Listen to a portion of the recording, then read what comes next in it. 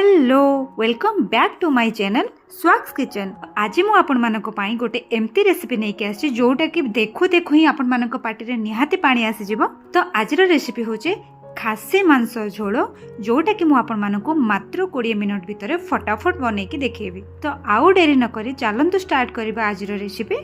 तो आज रेसिपी पाई मु 750 ग्राम रो मटन को नै जाइछे एवं मटन को भल भाबे धुआ धुई करके परिष्कार करि नैछे।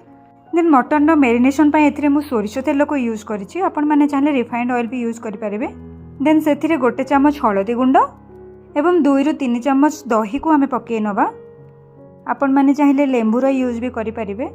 दही पकेबा द्वारा मटन टी जल्दी सिझी जिवो एवं मटन रो आइसिया स्मेल भी टिके दूरे जिवो। देन आमे एसबु को मटन सहित भल भाबे मिक्स करके ताकू 20 ରୁ 25 मिनट टिके रेस्ट पाई छाड़ी नबा एवं सेतिकी टाइम भितर आमे मटन पाई मसलार प्रिपरेशन स्टार्ट कर दबा। तो चलंतु वर्तमान मटन पाई मु कौन कौन मसला नेछि आपण मानको एठी देखै नोछि भल भाबे। तो मु एठी गोटे बड़ पियाज को एमती पतला पतला करके काटी नेछि। देन एथिरे मु बटा मसला नै जाइछि, जोथिरे कि मु अदा रसुण पियाज गोटे चम्मच धनिया एवं जीरा को मिसे की बाटी नेछि। त्याद्वारा जीरा और धनिया पाउडर मते यूज करबा को पड़िबोनी। देन ये गोटे टमाटो को पतला पतला करके काटी नहीं। तो बर्तमान मुझे कौन कौन गोटा मसला नहीं आपण मानकु देखै दउछि। 2टा तेजपत्र, गोटे अनासी फूल, गोटे डालचिन, गोटे बड़ अलैच, गोटे जायत्री, गोटे सान अलैच, गोटे लवंग एवं 2टा गोलमरीच को यूज करेंगे। जायत्री रो क्वांटिटी बहुत कम यूज करेंगे, नहले तरकारी पीता पीता लगे।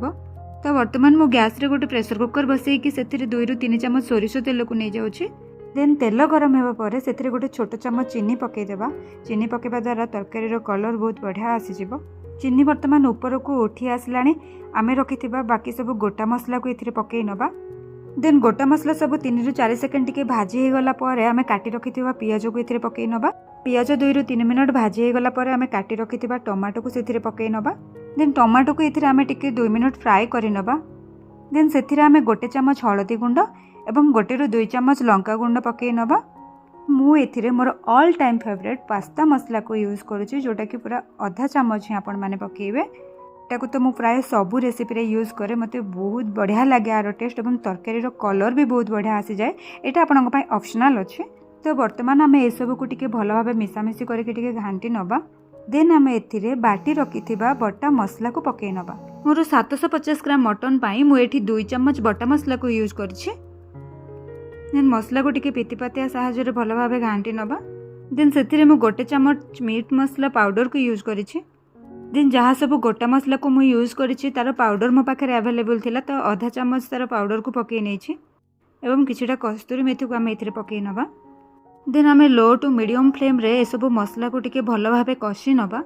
मसला वर्तमान हमर कषि हे कि तेल ऊपर को उठी आसलानी। तो मु एठी मैरिनेट करके रखिथिबा सब मटन को पकेई नेली। देन सेतिरे स्वाद अनुसार लूण पकेई नबा एवं मटन को मसला सहित टिके पितिपातिया सहायता रे भलो भाबे मिसेई कि इमीडिएट आमे प्रेशर कुकर रो घोडणी को ता सहित कवर करि नबा एवं लो टू मीडियम फ्लेम रे 2टा हुइसिल आसीबा पर्यंत वेट करि नबा। तो आपण माने देखि पारथुबे मो मटन को एठी मसला सहित आ बिल्कुल कसिलिनी, तार लीड को मु कवर करि देली। तो एमती करबा द्वारा मटन रो पानी सब जल्दी बाहर जिवो, मसला ता भितर बहुत बढ़िया से पसि जिवो। तो मते मटन कसिया पे बेसी टाइम ही लागिबोनी। 2टा हुइसिल वर्तमान हमर आसी सारछि। आमे लीड को बे ओपन कर नबा। देखंतु बिना पानी रे मटन एबे हमर प्राय 60% कुक हे आसलानी एवं तेल भी छाड़ी आसीछि। तो वर्तमान आमे पुणी थरे गैस रो फ्लेम को ऑन करिकि काटी रखिथिबा 2टी आलू को सेथिरे पकेई नबा। मु एठी आलू रो चोपा को काढी ने, काहेकि ना मटन रे चोपा थिबा आलू बहुत बढ़िया लागे। चोपा काढ़ी देले मटन जेहेतु सिझिबा पई बहुत टाइम लागि थाए, तो आलू पूरा मिलै जिवो सेथिरे। ए सब को आमे पुणी थरे हाई फ्लेम रे आउ 5 मिनट पर्यंत टिके कषि नबा भलो भाबे। द्वारा बंची जाइथिबा बाकी सब पानी भी ड्राई हे जिवो एवं मसला भी आलू भितर पसि जिवो आराम से। जेहेतु मटन करी सबु बेले बहुत टाइम नहीं थाए, तो एमती मो स्टाइल रे थरे बनै कि देखंतु आपण मानकर 20 ରୁ 25 मिनट भितर गोटे टेस्टी वाला गोटे परफेक्ट मटन करी बनी कि फटाफट रेडी हे जिवो। तो वर्तमान आमे लीड को या ऊपर रखिकी ताकू अधा घोड़ा करके टिके कसिबा पई छाड़ी नबा। लीड को पूरा कवर कर देले पानी ड्राई हेबा पई आ टिके टाइम लागि जिवो एवं आमे मझिरे मझिरे टिके एमती काढ़ी के टिके पितिपातिया सहायता रे घांटी दोतिबा, नै तो तळे लागि जिबार संभावना थाए। तो आपण मैंने देखिपे पानी सब ड्राई हो गलानी एवं तेल भी ऊपर को उठी आसलानी। आउ को कषिबा दरकार नहीं। तो बर्तमान आम से गोटे ग्लास पानी को पकई नवा जेहेतु मते मटन झोल बनइबार अछि। ये ठंडा पानी की यूज करिछि, आपण माने चाहिले गरम पानी भी यूज करि परिबे। जेहेतु प्रेशर कुकर रे ठंडा पानी भी बहुत जल्दी गरम हो जाए तो मु ठंडा पानी पकई नेछि। बर्तमान आम एथिरे हाफ टी स्पून लूण पकई नवा एवं गोटे स्पून गरम मसलार पाउडर को एथिरे पकई नवा। सबु स्टेप सरिला परे मु एठी देखंतु एतिकी चर्बी आसीथिला मटन रे, मु ताको अलगा धुआधुई करिकी रखी देइथिली। चर्बी को मुझे केबे भी मसला सहित कसेनी, पूरा तरकारी रे पानी दे सारा पर ता ऊपर ही पकई निए।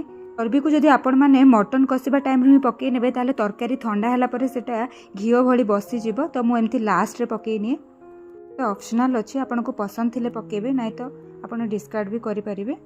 हमें पुणी थरे प्रेशर कुकर रो लिड को कवर करि नेबा एवं मीडियम टू हाई फ्लेम रे 2 ରୁ 3टा हुइसिल आसीबा पर्यंत जगी नबा। तो हुइसिल आसिकी प्रेशर कुकर पूरा ठंडा हो जाइछि। बर्तमान मु लिड को काढी नउछि। वाओ, आपण माने देखि पारुचंदी ना केते बढ़िया कलर आछि मटन झोलर। मटन करी काहाको पसंद मते निहाती कमेंट रे जणैबे। ओके, तो फाइनली आमर खासी मांस झोल बनिकी फटाफट एठी रेडी हो जाइछि एवं लुक तार केमती कौन आछि आपण माने भल भाबे देखि नियंतु। रोसई तो समस्ते निज निज स्टाइल रे करंती, समस्तंकर हातर टेस्ट पूरा अलगा अलगा थाए।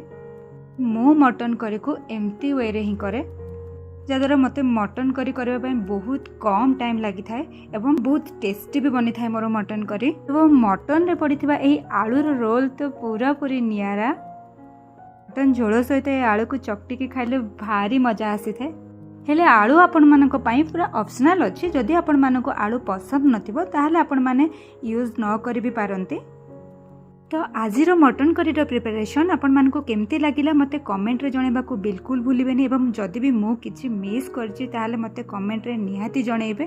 तो पुणी देखाबो आउ एक नुआ वीडियो रे आउ एक नुआ एवं स्पेशल रेसिपी सहित। आज पई रहूची, बाय बाय।